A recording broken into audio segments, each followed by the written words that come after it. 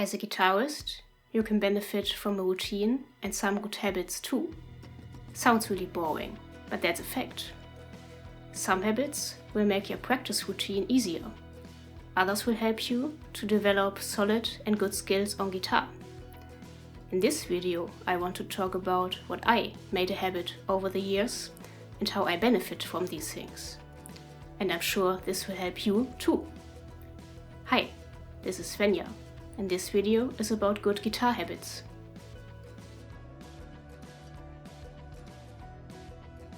I hope this is a no-brainer for you too. Please wash your hands before you grab your guitar. I mean, it's really disgusting when you touch the strings with your greasy fingers after you had fries, don't you think? With clean hands, you won't have to clean the fretboard that often, and the strings stay clean and fresh for a longer period of time. And another point on the pro list, it's nice to wash your hands with warm water before you start playing, especially in the cold season. Then you won't start practicing completely cold. Even if you washed your hands, it's good for your strings when you wipe them after practicing. Especially when your hands sweat a lot, wiping the strings can help to increase their durability.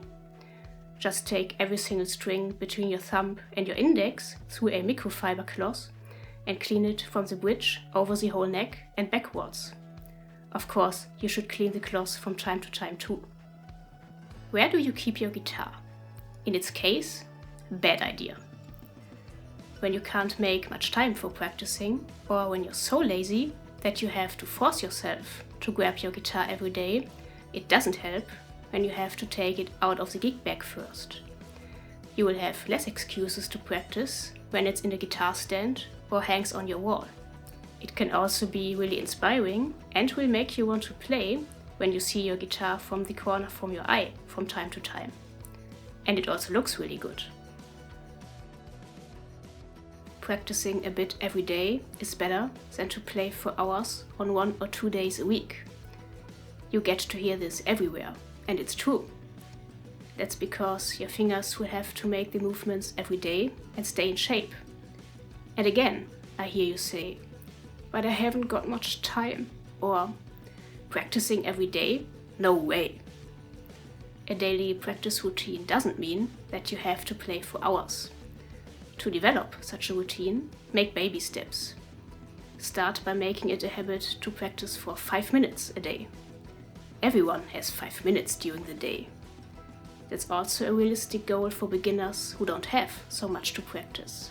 And when you already started playing, you'll probably have so much fun that you play even more. And if not, it doesn't matter, since you play a bit every day. When you've developed such a routine, or aren't that lazy, you can practice even more, like 20 or 30 minutes a day. Warm muscles are more flexible and rarely get hurt. I always warm up before I really start practicing. That also prepares your brain for focusing on the following exercises. I start by stretching my wrists, arms and shoulders. Watch the video under the eye above to see how I do this. It's a video from my early days here on YouTube, and you can tell, but you'll understand what I mean anyway. After stretching, I play through warm-up exercises for 10 minutes. I vary these exercises every practice session so that it doesn't get boring.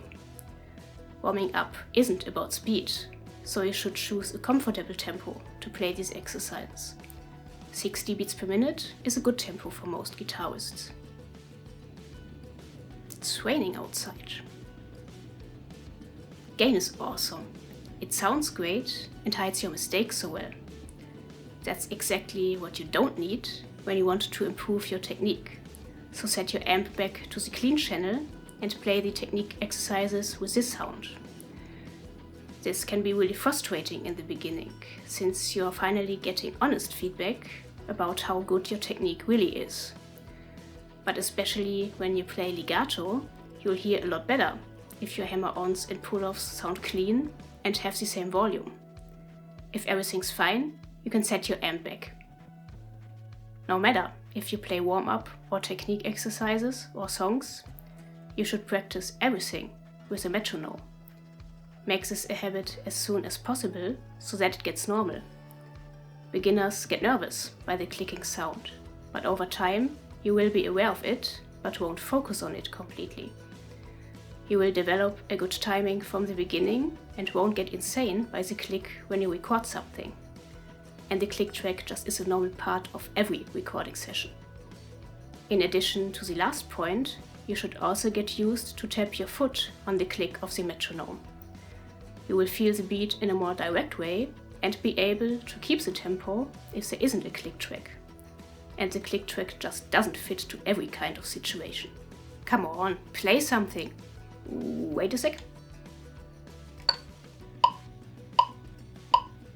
Plans and charts kill your creativity. You may not be that spontaneous when you have a practice schedule, but it is really important when you want to improve. When you plan what you want to practice before you sit down with your guitar, you're more motivated and focused. You will have to think about what you have to work on and what your weaknesses are. Then practicing gets more effective than when you're just noodling around or playing fun stuff. Because most probably these are the things you're good at. They should also be part of your practice schedule, but mainly focus on what you have to work on and what you need for your playing. No matter if you make videos with your phone while you're playing or use your audio interface to record yourself, just use these opportunities as much as you can.